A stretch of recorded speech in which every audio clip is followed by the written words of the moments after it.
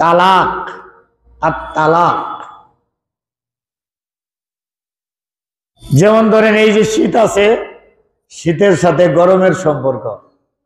শীত যে সময় না থাকে গরম এসে যায়, আবার গরম যে সময় না থাকে শীত এসে যায়।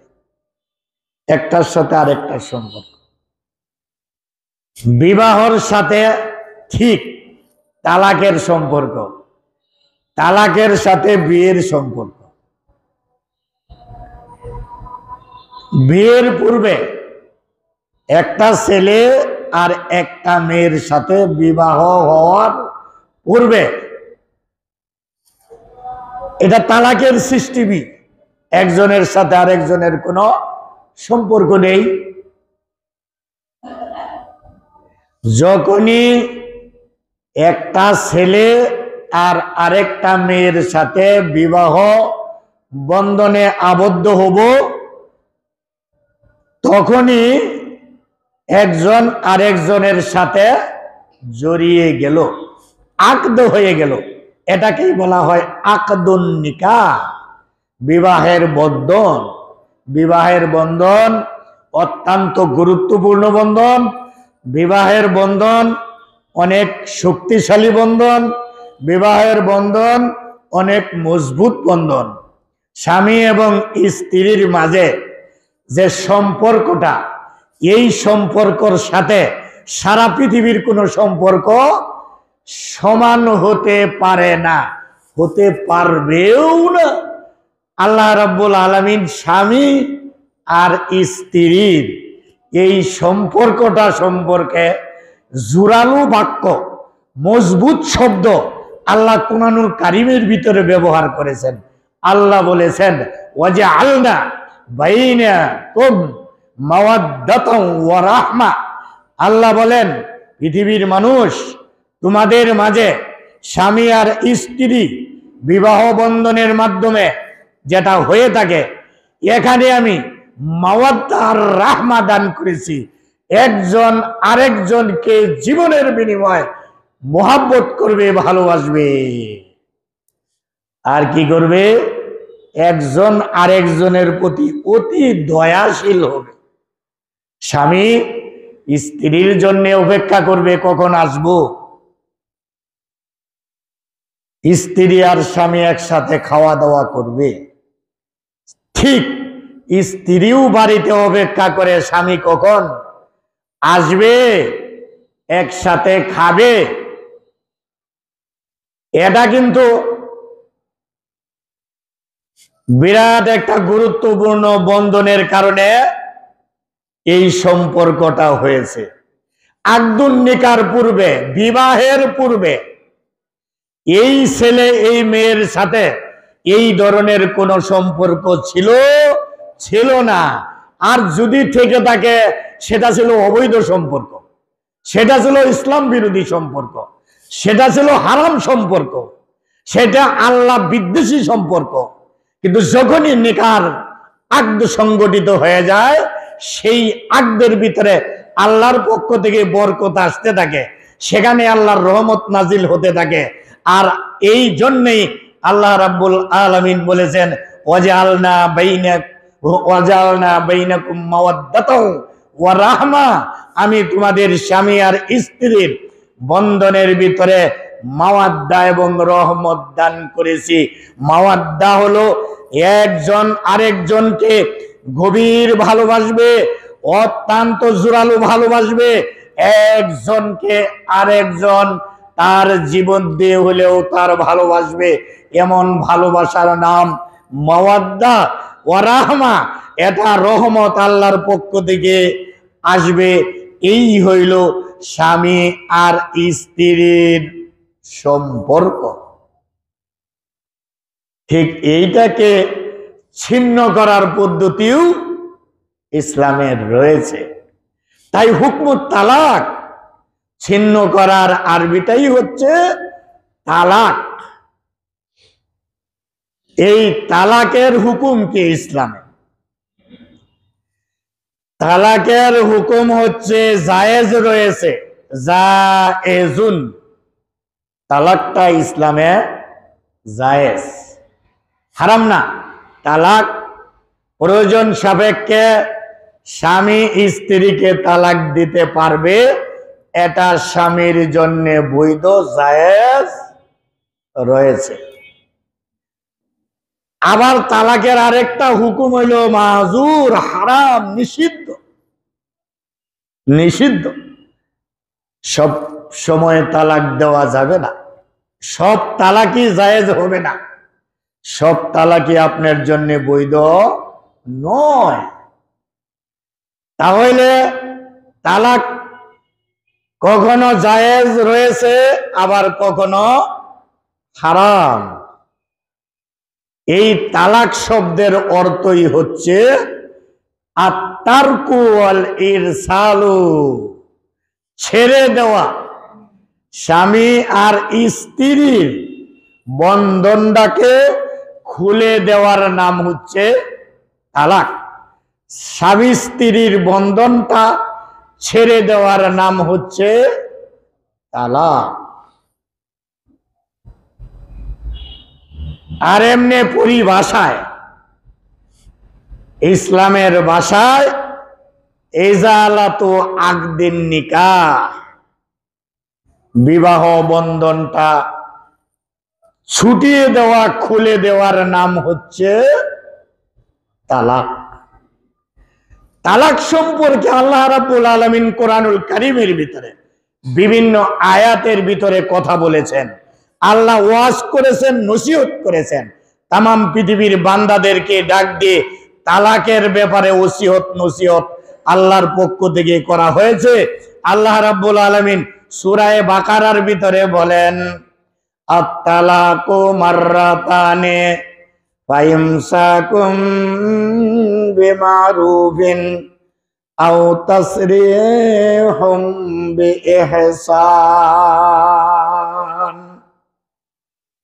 আল্লাহ বলেন তালাক দুইবার মাত্র, তালাকটা দুইবার, দুইয়ের বেশি তালাক দিলে আর স্বামীর অধিকার নাই স্ত্রীকে আরো তালাক দিবে, এই অধিকার নাই। স্বামী স্ত্রীকে তালাক শুধু দুইবার দিতে পারবে। তালাকে রেজি, তালাকে রেজিটা দুবার দিতে পারবে। প্রথমবার তালাক, আবার দ্বিতীয়বারও তালাক দিতে পারবে। এই দুইটাও যদি হয়ে যায় স্বামীর পক্ষ থেকে তালাক, তৃতীয়বার তালাক দিলে আর স্বামীর তালাক দেওয়ার আর ক্ষমতা নাই। কিন্তু এই তালাক শরীয়তের পদ্ধতি অনুসারে হতে হবে, আল্লাহর নিয়ম অনুসারে হতে হবে। এই তালাক সুন্নতি তালাক হতে হবে। আমি মন চাইলাম তালাক দিলাম, মন চাইলাম স্ত্রীকে ছেড়ে দিলাম, চলবে না। তালাকেরও নিয়ম রয়েছে। ফাতাল্লিকুহুন্না লিইদ্দাতিহিন্না, আল্লাহ বলেছেন তোমরা মেয়েদেরকে যদি তালাক দেওয়ার দরকার পড়ে, জায়েজ যখন আছে, সব স্বামী স্ত্রীর বন্ধন ঠিক থাকবে এমনটি তো আর হবে না।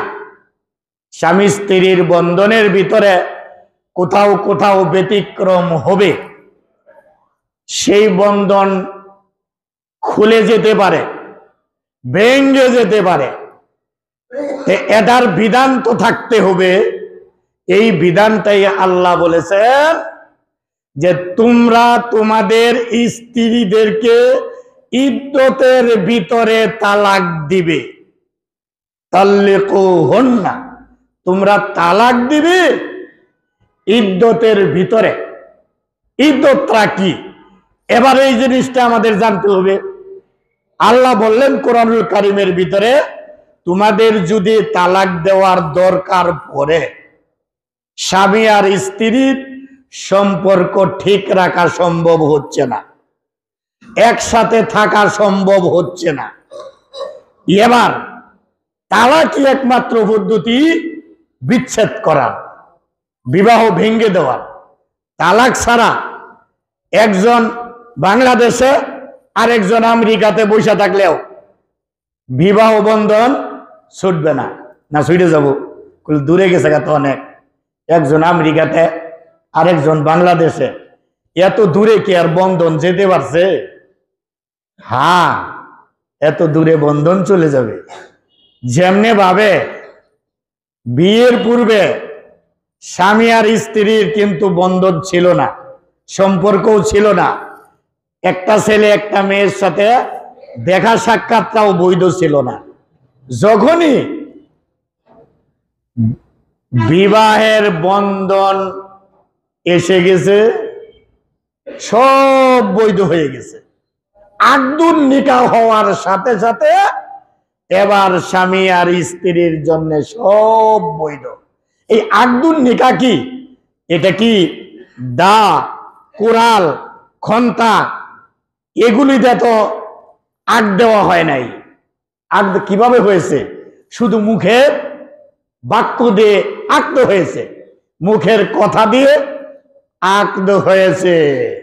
বাবা বলেছে আমি আমার মেয়েকে তোমার কাছে বিয়ে দিলাম, সুবর্দ করে দিলাম। ছেলে বলল আমি আলহামদুলিল্লাহ কবুল করে নিলাম। বাস, এই কথাটুকুর মাধ্যমেই কি হলো? বৈধ হয়ে গেল। আগে কিন্তু বৈধ ছিল না, শুধু বাবা বলেছে আমি আমার মেয়েকে তোমার সাথে বিয়ে দিয়ে দিলাম, আর ছেলে বলল আমি গ্রহণ করলাম, কবুল করলাম, বিয়ে হয়ে গেল। এখন এই ছেলে এই মেয়ে সম্পূর্ণ বৈধ। ইতিপূর্বে এই মুখের কথার পূর্বে বৈধ ছিল না। ঠিক যেমনি ভাবে মুখের কথার মাধ্যমে আপনার জন্য স্ত্রীকে বৈধ করে দেওয়া হয়েছে, একটি মেয়েকে বৈধ করে দেওয়া হয়েছে, স্বামী স্ত্রীর বন্ধন হয়ে গিয়েছে, হালাল হয়ে গিয়েছে। এবার কোনো গুনাহ নেই, এবার কোনো পাপ নেই, এবার কোনো অন্যায় নেই। স্বামী স্ত্রী একসাথে আমরা সব কিছু করা বৈধ রয়েছে। ঠিক একই পদ্ধতিতে আপনি যখন মুখের মাধ্যমে উচ্চারণ করবেন যে আমি তোমাকে তালাক প্রদান করলাম, আপনি তুমি এক তালাক, তাহলেই শুধু তালাক হবে। নচেত আমি বাংলাদেশে বসে থেকে স্ত্রীকে আমেরিকা পাঠিয়ে দিলাম, তাহলেও তালাক হবে না। আমি বাংলাদেশে বসে থেকে স্ত্রীকে পাকিস্তানে পাঠিয়ে দিলাম, তালাক হবে না। মুখে উচ্চারণ করতে হবে তোমাকে তালাক প্রদান করলাম। এই মুখে উচ্চারণ করতে হবে, অথবা মুখে যদি উচ্চারণও না করে ইশারাতান এমন বাক্য ব্যবহার করতে হবে যেইটার দ্বারা তালাক বোঝা যাবে এবং সে নিয়ত করবে তালাকের, সে নিয়ত করবে তালাকের। এটা হলো কেনায়া। একটা হলো তালাক সরাসরি সারিহান বলছে স্বামী তোমাকে এক তালাক প্রদান করলাম, এটা তো ক্লিয়ার পরিষ্কার কথা। আর যদি এরকমও বলে তোমার ইচ্ছা তুমি তোমার বাপের বাড়ি চলে যেতে পারো, এইটার দ্বারা স্বামী নিয়ত করছে আমি তালাক দিয়ে দিলাম, নিয়ত করছে অন্তরে, নিয়ত করছে আমি তালাক দিয়ে দিলাম। মুখে তালাক উচ্চারণ না করে বলেছে তুমি তোমার বাড়িতে চলে যেতে পারো, তাহলেও তালাক হবে। এই তালাকটার নাম তালাকে কেনায়া, ইশারাতা, ইঙ্গিতের মাধ্যমে তালাক দেওয়া। তবে যদি নিয়ত করে তালাক হবে, আর নিয়ত ছাড়া তালাকের নিয়ত করছে না, বলছে এমনি তোমার পছন্দ না হইলে তুমি তোমার বাবার বাড়ি চলে যেতে পারো, কিন্তু তালাকের নিয়ত করে নাই, তাহলে তালাক হবে না, তাহলে তালাক হবে না।